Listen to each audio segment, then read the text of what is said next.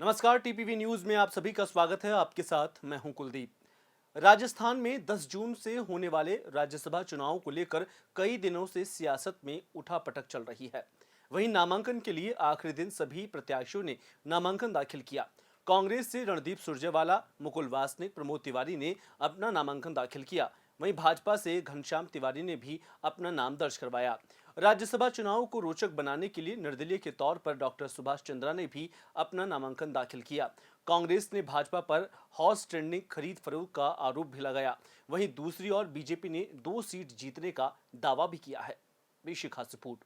राजस्थान की 4 सीटों पर होने वाले राज्यसभा चुनाव के लिए कांग्रेस पार्टी की ओर से तीनों प्रत्याशी रणदीप सुरजेवाला, प्रमोद तिवारी और मुकुल वासनिक ने मंगलवार को नामांकन दाखिल किया। नामांकन दाखिल करने से पहले तीनों नेता जयपुर के मोती डूंगरी गणेश मंदिर पहुंचे, जहां पर भगवान गणेश के दर्शन किए। इसके बाद मुख्यमंत्री अशोक गहलोत के साथ प्रदेश कांग्रेस मुख्यालय पहुंचे, जहां तीनों नेताओं को तिलक लगाया गया। कांग्रेस के तीनों प्रत्याशियों के नामांकन के दौरान प्रदेश कांग्रेस मुख्यालय पर अशोक गहलोत के साथ प्रदेश कांग्रेस अध्यक्ष गोविंद सिंह डोटासरा, सचिन पायलट मौजूद रहे। वहीं तिलक लगाने के बाद तीनों प्रत्याशियों ने राज्यसभा में जीत का विक्ट्री साइन भी दिखाया। वहीं सुभाष चंद्रा की निर्दलीय प्रत्याशी के तौर पर उतरने को लेकर अशोक गहलोत ने कहा कि बीजेपी का इस तरह से उम्मीदवार उतारने का पुराना तरीका है।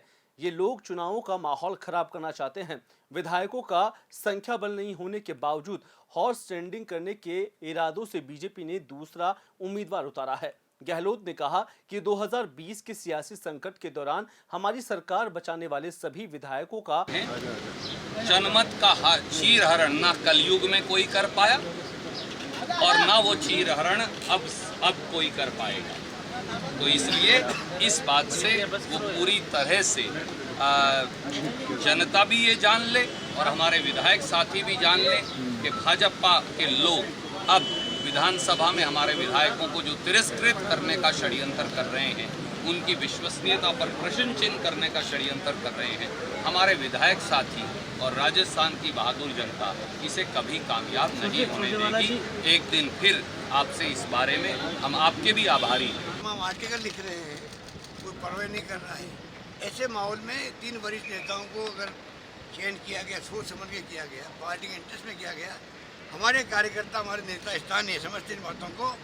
ऐसे वक्त में खुद का निहित जो भावना है उसको छोड़ के भी जो फैसला हाईकमान करती है उसके ऊपर मोहर लगाने वाले लोग हमारे यहाँ पर समर्पित कार्यकर्ता नेता हैं और वो सब मिलकर के तीनों सीटों जिताने में लगे हैं।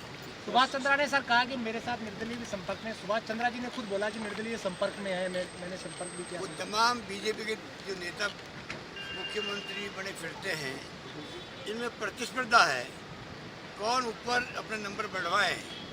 इसलिए इस प्रकार से इन्होंने जो फैसला करवाया है हाईकमांड से, इनको मैं समझ महंगा पड़ेगा, मैं कह सकता हूँ। आज विधानसभा के अंदर एआईसीसी ने जो 3 राज्यसभा के उम्मीदवारों को चयन किया था, उन तीनों साथियों का आज नामांकन यहाँ पर हुआ है।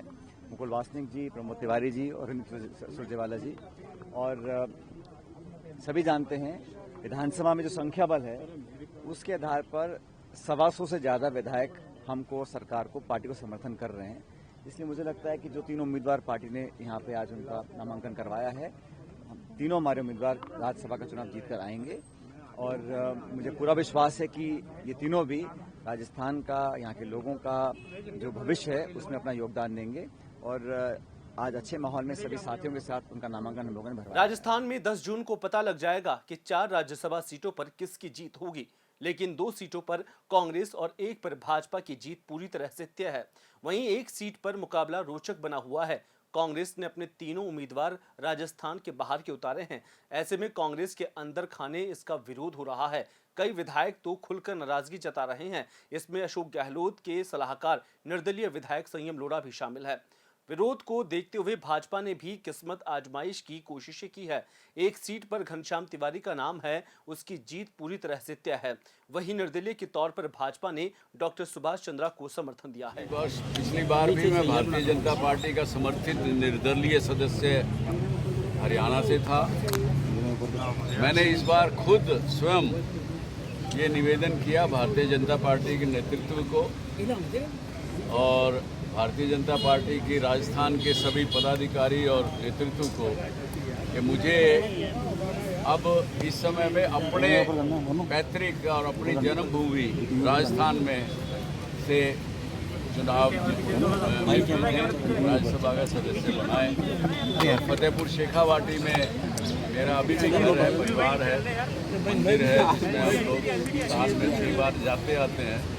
तो एक तो पहली बात ये कि राजस्थान से मैं नया नहीं हूँ, और दूसरी आपके माध्यम से भारतीय जनता पार्टी के 30 विधायकों ने तो मुझे समर्थन दिया है, उसके लिए मैं आभारी हूँ।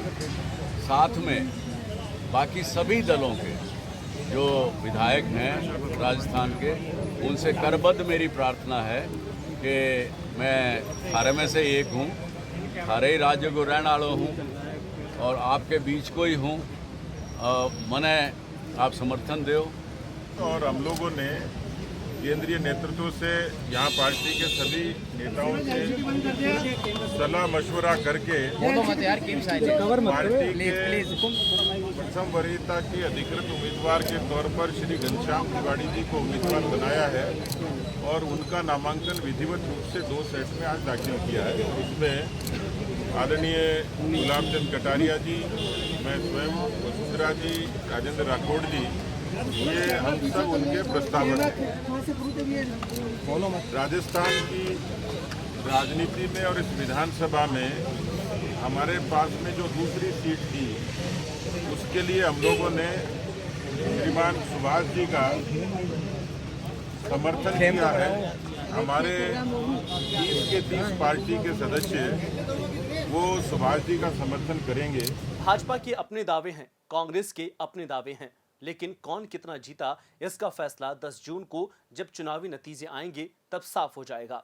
लेकिन एक बात तो तय मानी जा रही है कि भाजपा हो चाहे कांग्रेस, सभी को वोट की चिंता है। कांग्रेस को डर है कि कहीं निर्दलीय विधायक भाजपा की झोली में नहीं चली जाए, इसलिए कांग्रेस जल्द बैठक के नाम पर बाड़ेबंदी कर सकती है। Bureau report, TPV news.